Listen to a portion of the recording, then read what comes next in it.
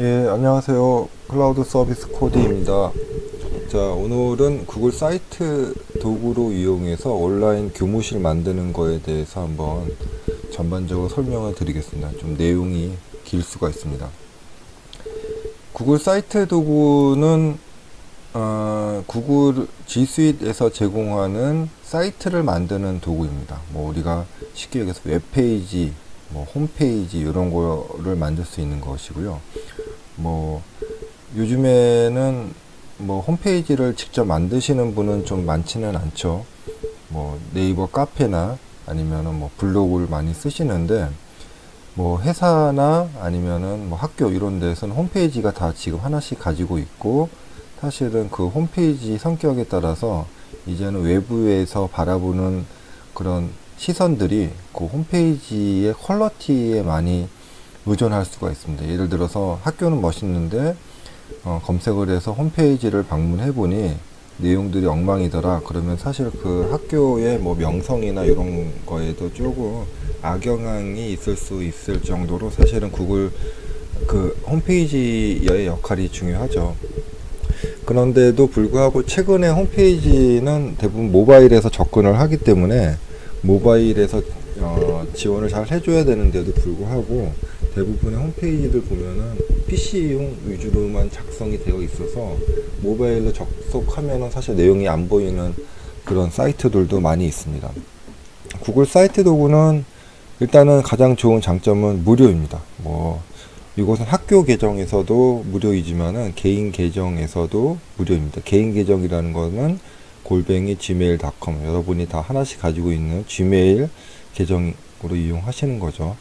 자, 이것은 또 장점이 초보자도 쉽게 만들 수 있습니다. 뭐 내가 뭐 HTML에 대해서 뭐 몰라도 되고, 아니면 전문적인 뭐 자바스크립트 뭐 아니면은 뭐 호스팅이나 이런 거에 대해서 잘 몰라도 구성을 하실 수 있고, 더 좋은 거는 또 그런 다른 분들도 수정을 쉽게 하실 수 있다는 것입니다. 그리고 여기에 등록되는 콘텐츠들은 대부분 구글에서 만들어지는 콘텐츠, 뭐 구글 문서나 구글 슬라이드 아니면 구글 뭐 스프레드시트 이런 형태들이 등록이 되기 때문에 재사용할 수 있는 게 편리합니다. 그리고 그 학생들이 누구나 갖고 있는 스마트폰에 최적화되어 있기 때문에 굳이 뭐 이거 여기를 만든 다음에 PC용을 만든 다음에 뭐 스마트폰을 별도로 제작할 필요 없고요. 그냥 모든 여기서 만들어지는 건 그냥 스마트폰에 최적화돼서 만들어진다. 그런데 PC에서도 이용할 수 있다. 이런 형태로 이용하시면 되겠습니다. 우리가 그 개인 PC에 저장을 하다 보면은 내가 저장하는 파일과 또 다른 선생님의 있는 PC에 있는 파일이 다른 경우들이 많이 있습니다. 이제 불일치하게 되면은 나는 업데이트가 되었는데 다른 사람들은 예전 버전을 가지고 있는 경우가 발생을 하는 것이고요. 그래서 하나의 원 컨텐츠는 멀티 유즈할 수 있는 형태로 이용하실 수 있는 게 구글 사이트 도구의 장점이 되겠습니다. 우리가 이제 홈페이지를 만든다 할 때는 이렇게 한 세 가지 정도로 생각을 해볼 수 있겠죠. 일반적으로는 뭐 우리가 지나다니면서 보는 홈페이지 만들어 드립니다. 뭐 이런 플랜카드 보시는 경우들이 있는데, 전문적인 기술을 갖고 있는 개발자들이 이제 우리의 요구 사항에 맞게 홈페이지를 만드는 방법이 되겠습니다. 그런데 이제 대부분이 이제 홈페이지 하면은 우리가 간단하게 생각하는데 이것도 최소 1,000만 원 이상의 예산이 들게 됩니다. 근데 뭐 전문적인 개발자보다는 주로 이제 초급 개발자들이 많이 개발을 하기 때문에 그 비용을 들이더라도 그렇게 높은 퀄리티, 그러니까 디자인적으로는 예쁘고 막 움직이기도 하고 하지만은 내부적으로 볼 때는 뭐 보안에도 취약하고 업데이트도 좀 어려운 문제들이 있습니다. 그래서 이것은 원하는 형태로 만들 수는 있지만은 사실 나중에 관리하는 것도 어렵고, 또한 보안에도 취약하며 스마트폰 이용에도 많은 제약점들이 있습니다. 뭐 나중에 뭐 이거 수정해 주세요 그러면은 뭐 이거 하는 데는 500만 원 듭니다. 이제 이런 얘기들을 많이 듣게 되죠. 이렇게 이제 진짜 자기가 원하는 형태로 개발하는 게 아니고, 자, 이렇게 만들어져 있는 유사한 서비스를 이용하는 때는 이제 보통 이제 매월 사용료를 내는 형태로 합니다. 근데 이것은 뭐 이제 호스팅이나 아니면은 뭐 나의 요구사항이 전문적이지 않더라도 그냥 있는 메뉴를 가지고 구성을 하면 되는데, 여기서는 이제 문제가 딱 정해져 있는 그런 서비스만 이용을 해야 되는 것입니다. 뭐 업체에서 제공하지 않으면은 이용할 수가 없는 거죠. 그래서 이런 것도 있고, 또 사용료도 매달 나가야 되고, 또 이제 정보가 또 외부 업체의 서버에 저장이 되기 때문에 뭐 안전하게 관리는 하겠지만은 또 유출될 위험성도 존재를 합니다. 그런 반면에 이제 구글 사이트 같은 경우에는 뭐 비용은 일단은 무료이고, 그리고 다양한 형태로 구성할 수 있습니다. 여기서 이제 구성한다는 거는 딱 그 어떤 UI 형태로 구성이 되는 게 아니고, 우리 학교에서는 예를 들어서 PC 신청을 이런 프로세스로 만들어서 한번 해보자 했을 때 그런 형태로 쉽게 뭐 우리 그러면은 구글 뭐 폼으로 한번 해봅시다 이런 식으로 구성할 수 있다는 의미입니다. 그러다 보니까 자유롭게 구성할 수가 있고요. 요 내용들은 또 클라우드에 있기 때문에 오히려 더 안전하게 관리할 수가 있습니다. 뭐 이것은 뭐 원하는 형태로 하시면 되고요. 뭐 우리 학교는 뭐 근데 구글 사이트는 또 단점이 이제 UI나 아니면 화면을 좀 화려하게 하고 하는 데는 또 약하기 때문에, 우리 학교는 진짜 이미지 형태로 멋있게 보여지는 게 더 중요합니다. 그러면은 전문 개발 업체에서 아주 화려하게 구성하는 것도 방법이 되겠습니다. 자, 온라인 교무실을 운영하는 사례를 한번 보시면은, 뭐 이것은 이제 박정철 교수님이 공유해 주신 내용인데, 평택 서재초등학교랑 이동중학교 그리고 기타 학교에서 현재 이런 식으로 운영을 하고 있습니다. 그래서 내부적으로 보면은 이제 컨텐츠들도 여기에서 많이 있고, 그리고 이제 뭐 외부에 홍보할 수도 있고, 그리고 뭐 선생님들 업무도 여기에서 많이 할 수가 있습니다. 뭐 이런 구글 사이트를 이용한 대표적으로는 뭐 저기 뭐 방송통신대학교 이런 데서도 많이 하고 있고요. 검색을 해보시면은 또 많은 사이트를 발견하실 수 있습니다. 자, 온라인 교무실은 뭐 사실은 우리가 어렵지는 않다고 말씀을 드렸는데, 그래도 우리가 외부에 공개를 하고 체계적으로 관리를 해야 되기 때문에 이런 절차를 가지고 사실은 고려를 해야 됩니다. 뭐 좀 보시면 내용이 많지만은 하나하나 설명을 드려 보겠습니다. 일단은 우리가 온라인 교무실이라는 사이트 서비스를 일단 기획을 해야겠죠. 어떤 서비스들을 할 것이며 누가 이 사이트를 이용을 할 것인지 이런 것들을 결정을 해주는 기획 단계가 있어야 될 것이고요. 그리고 여기 안에는 대부분 콘텐츠로 구성이 될 거기 때문에 우리가 가지고 있는 콘텐츠는 무엇인가, 또 이런 콘텐츠를 어떻게 업데이트 할 것인가, 어떻게 공유할 것인가에 대한 콘텐츠 분석도 진행이 되어야 됩니다. 그리고 콘텐츠가 있다고 하더라도 이것을 어떤 담당자가 관리하고 또 나중에 어떻게 인수인계하고 이런 것도 고민을 해야겠죠. 그래서 그런 것도 고민을 하고 지정을 한 다음에 그 다음에 실제로 담당자가 콘텐츠를 생성을 해서 그 리스트를 공유를 하고, 그 다음에 사이트를 제작을 하고 운영 담당자를 지정을 하고 뭐 공유 설정을 하고 해서 구성을 하면 되겠습니다. 근데 온라인 교무실을 만드실 때 가장 중요한 것은 그 내부에 계시는 분들이 모두 다 공감을 하셔야 됩니다. 뭐 어떤 선생님이 한 분이 독단적으로 운영하시는 것도 안 좋고요. 아니면 뭐 교장 선생님만 어디 가서 세미나를 듣고 왔는데 좋더라 이런 내용으로 구성하시는 것도 사실은 좋지가 않습니다. 모두 내부에서 공감대를 형성을 하시고, 야, 우리 그러면 이렇게 한번 조그맣게 한번 시작을 해보자 이런 형태로 시작을 해보시는 것을 꼭 추천을 드립니다. 이렇게 안 됐을 때는 나중에 열심히 하시고 뭐 선생님들 뭐 개인 시간 뺏기면서 열심히 구성을 했는데 나중에 뭐 어떤 몇 분은 또 그러죠. 뭐 이런 거 뭐하러 만들어? 뭐 누가 이렇게 만들어서 불편하게 만들어서, 이런 얘기를 들으면 또 열심히 하신 선생님들 마음에 상처가 있기 때문에 꼭 공감대 형성하신 다음에 하시라고 다시 한번 강조 드리겠습니다.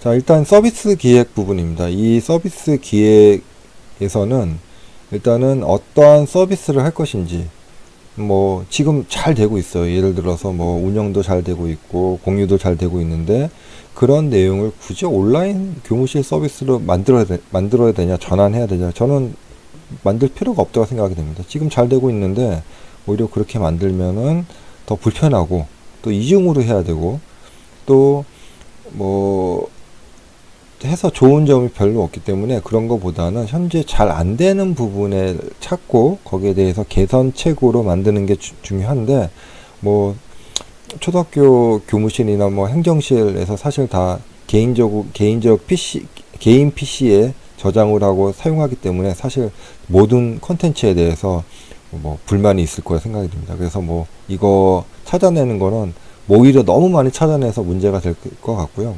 너무 욕심내지 마시고 처음에는 간단한 것부터, 쉬운 것부터 모두가 다 느낄 수 있는 것부터 접근하시기 바랍니다. 그리고 이 서비스를 누가 이용을 할 것인지, 교사만 이용할 것인지, 뭐 학생, 학부모 이런 것도 결정을 하셔야 될 것이고요. 우리가 학교 계정이라고 하면 보통 뭐 골뱅이, 뭐 학교 도메인, 뭐 .ac.kr 아니면 뭐 여러 가지 초등학교 계정이나 이렇게 할 수가 있는데 일반 계정으로 접속하는 경우, 즉 gmail.com 이라는 지메일 계정으로 접속하시는 경우도 있고 또 일부 학부모의 경우에는 아예 이런 것도 잘 모르시는 분들도 있기 때문에 이런 것도 한꺼번에 같이 고민을 하시기 바랍니다. 자, 서비스 리스트는 일단은 어떠한 서비스 관점에서 한번 고민을 해보시는 게 되겠죠. 그래서 문제점과 해결 방안 이런 것들을 한번 리스팅을 한번 쭉 해보시기 바랍니다. 여기서 이제 우리가 우선순위를 가지고 선택을 하시면 되기 때문에 여기에 나오는 모든 리스트를 다 해야 된다. 저는 또 그렇게 생각하지는 않고요. 이런 과정을 통해서 선생님들이 서로 이제 공유를 할 수 있는 거죠. 아, 우리가 이런 문제점들이 있는데 이런 거에 대해서 이렇게 해결을 할 수가 있구나 라고 아는 것만 경험을 해도 사실은 좋은 경험이라고 생각이 되고 이런 거는 이제 선생님들 내부에서 진행할 수도 있지만 또 외부 전문가들을 한번 초빙을 해서 설명도 듣고 이렇게 뭐 다른 학교에서는 어떻게 하고 있더라 아니면 우리도 이렇게 할 수 있다 뭐 이런 식으로 한번 교육을 받으시는 것도 추천을 드립니다. 자, 사이트 기획이 잘 되면 일단은 콘텐츠를 한번 모아보면 되겠죠. 아까 우리가 사이트에 나온 관련된 콘텐츠가 무엇인지 학교에 어떤 콘텐츠들이 있는지 한번 정리를 해보는 것도 중요합니다. 이 콘텐츠 분석도 경우에 따라서는 뭐 일주일에서 한 달까지 오래 시간이 걸릴 수 있습니다. 뭐 해보면 많이 놀라죠. 아, 우리 이런 콘텐츠도 있었구나. 뭐 이런 거는 이렇게 관리가 되고 있구나. 이런 것도 보실 수 있고요. 그 콘텐츠를 한번 리스팅을 해보는 게 중요합니다.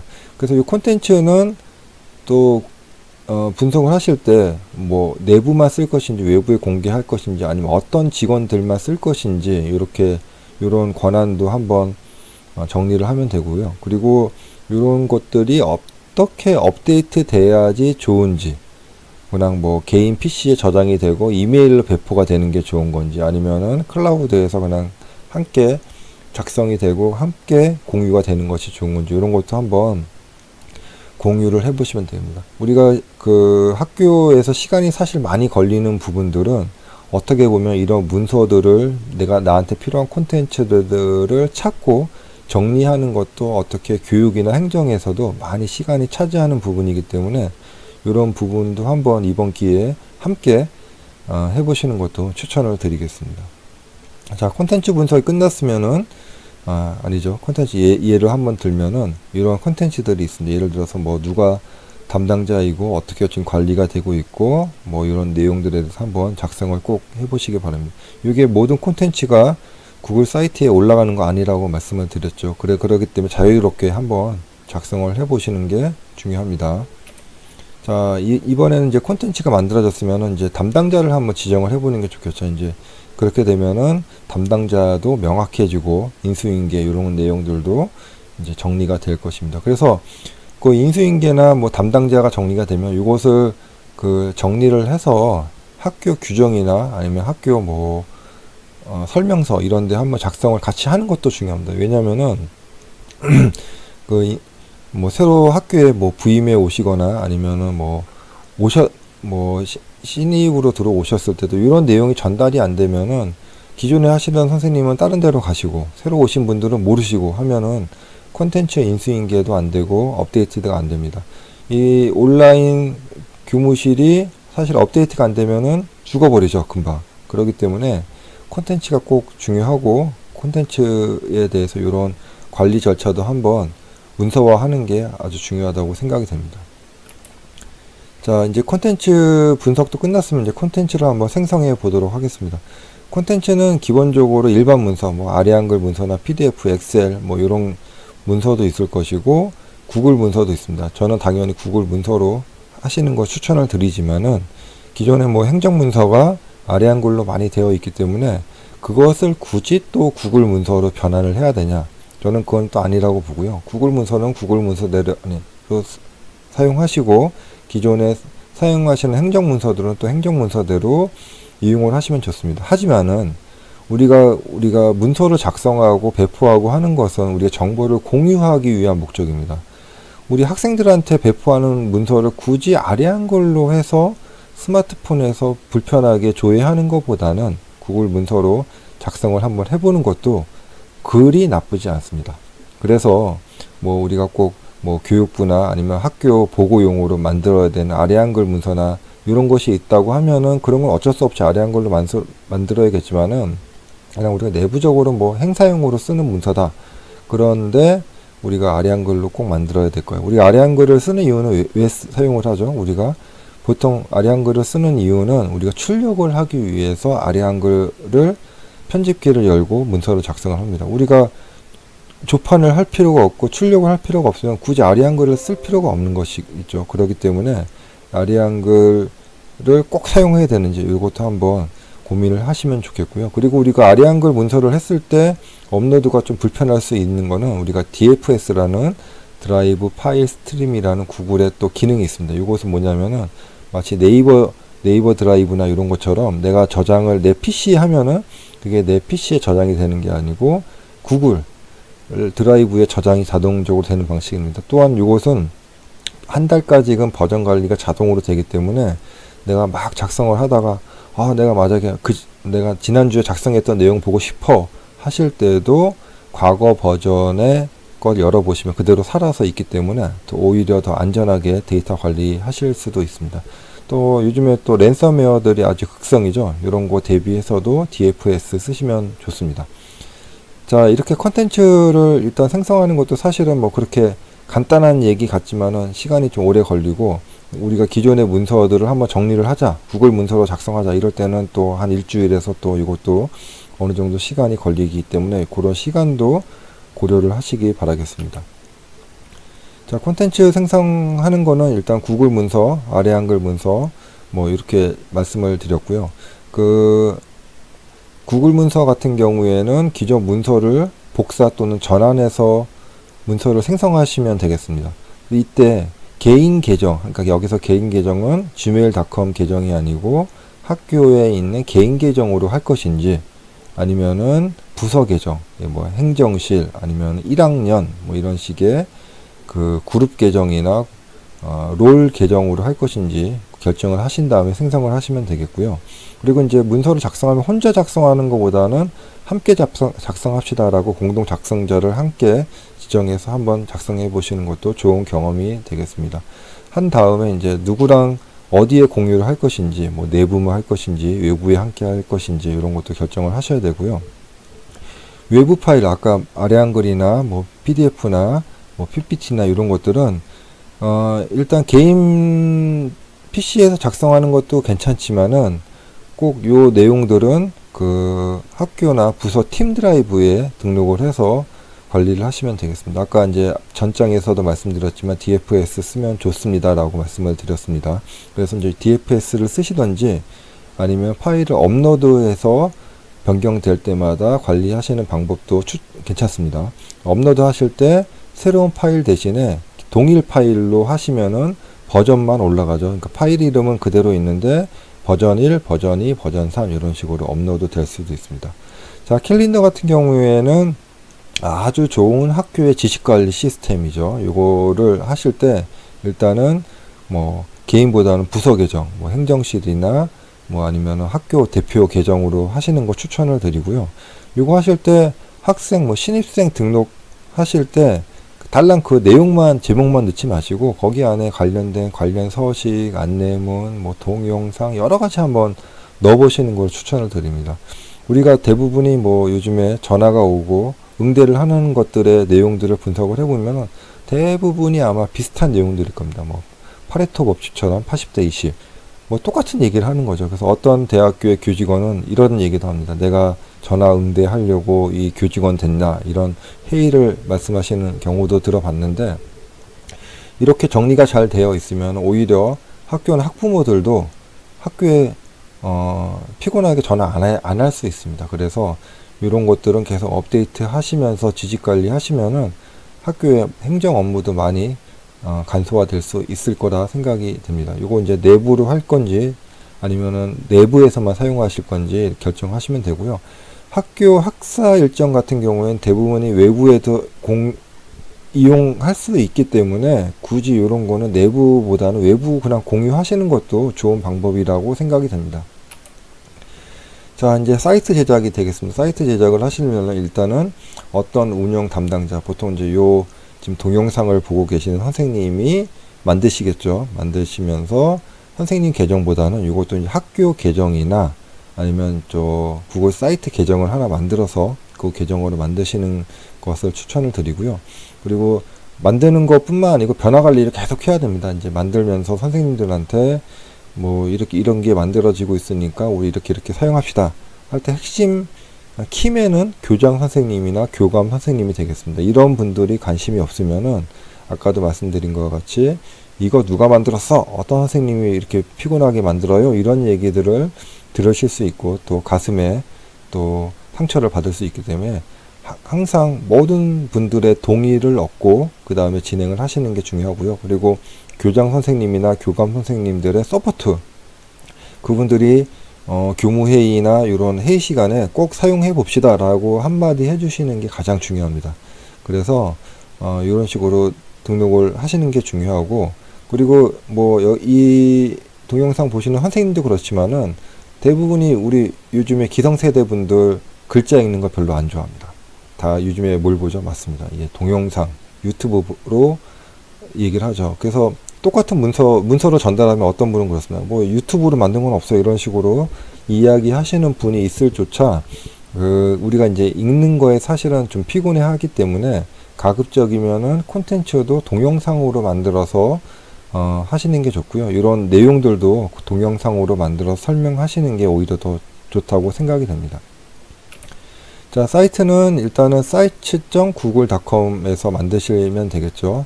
거기 구 사이트가 있고 새로운 사이트가 있는데 새로운 사이트로 생성을 하시면 되겠고요.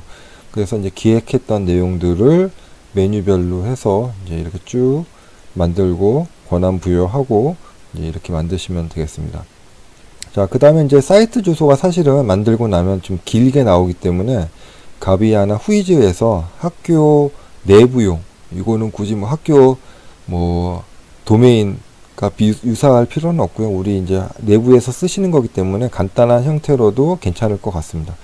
요 도메인은 뭐 이렇게 비싸지 않습니다. 1년에 뭐 싼 거는 뭐 3,000원, 5,000원도 있고요. 뭐 보통 한 15,000원 정도면은 1년에 뒤에 도메인을 구입을 해서 사용할 수 있습니다. 이거는 매년 그 업데이트를 해야지 그 도메인을 계속 사용하실 수가 있고요. 이런 거에 대해서도 이제 메일이 업데이트 되는 메일들이 왔을 때 개인 계정보다는 학교 계정으로 이제 하는 걸 추천을 드리고, 그렇게 되면은 나중에 인수인계를 하더라도 이제 뒤에 오시는 선생님이 그 내용들을 쉽게 파악을 할 수가 있습니다. 자, 이렇게 이제 다 만들어진 다음에는 테스트를 해야겠죠. 테스트를 하실 때 꼭 학생 계정, 직원 계정, 일반 계정으로 테스트를 해보시기 바랍니다. 그렇다고 이제 옆에 있는 선생님한테 계정을 좀 빌려달라고 하시는 것보다는 그냥 직원용 테스트용 계정을 하나 만들어 보시고, 또 학생용 테스트 계정도 학교 계정으로 한번 만들어 보시면 되겠습니다. 뭐 만드는 거는 무료이니까요. 이렇게 테스트 계정으로 한번 테스트를 쭉 해보시고, 또 외부에서 불필요한 정보가 노출이 되는지 이런 것도 한번 테스트를 해 보시기 바랍니다. 이렇게 뭐 전반적으로 설명을 드렸고요. 이렇게 설명을 드린 이유는 이 동영상을 보시는 선생님들이 사실은 좋은 취지를 가지고 그렇게 만들고 자기 개인 시간을 투자를 했는데, 만들고 났더니 불필요한 오해도 발생을 하고, 또 잘못된 지식이라기보다는 이제 오해 때문에 콘텐츠 공유 설정 이런 거 잘못해 가지고 이제 학생 정보나 개인 정보들이 노출되는 경우들이 발생을 하는 것을 발견을 해서 간단하게 한번 설명을 했습니다. 자, 다시 한번 강조를 하지만은 요 구글 사이트로 만드는 온라인 교무실은 기존에 있는 문제점들을 해결하기 위한 새로운 방법이고요. 꼭 그 학교의 내부에 계시는 선생님들 한과 같이 공감대 형성하시고, 교장 선생님, 교관 선생님의 서포트를 받으신 다음에 시작을 하시기 바랍니다. 열심히 했더니 나중에 뭐 비난 받을 필요가 없죠, 우리가. 그래서 이렇게 한번 해보시고, 혹시 궁금한 사항 있으시면 아래 메일로 메일 주시면은 뭐 아는 부분까지 답변을 드리도록 하겠습니다. 그리고 뭐 이 영상을 보시고 한번 적용을 하신 다음에 잘 만드신 선생님 계시면은 꼭 저한테 연락을 해 주시면은 저도 한번 또 다시 또 다른 선생님들한테 소개하는 그런 동영상을 한번 만들어서 다시 한번 배포를 해 보도록 하겠습니다. 자, 긴 시간 고생하셨습니다. 감사합니다.